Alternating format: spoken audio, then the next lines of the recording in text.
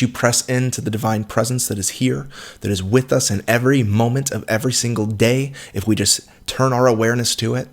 And that we begin to live in tune with the infinite, and we live in that same way that Jesus the Christ lived, of saying, I am so in tune, I am so aligned that I only do and say and be who my Father is saying that I am. And when we come to that place, we are able to then be everything that we are. Not the projections, not the falsehood, not the things that, we see on Instagram that we feel like we want to imitate. No, you in the depths of the divine that's within you. That's who we're invited to be and to become.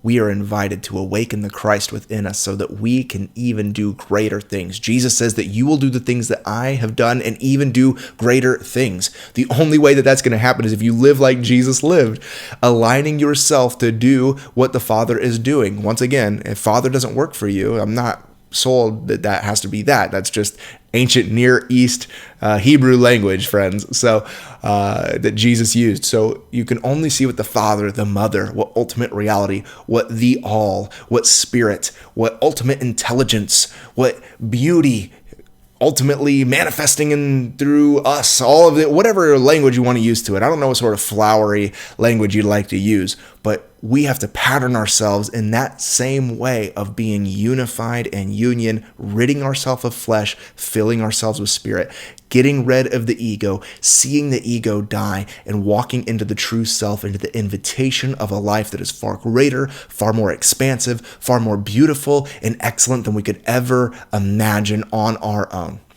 And that's my invitation for you. And that's what I've been going through and experiencing during quarantine. And this is my encouragement to press into the divine, even if that means taking a break from your productivity. Because God's highest value for your life is not what he can get out of you in production, but who he can become in you and through you and as you.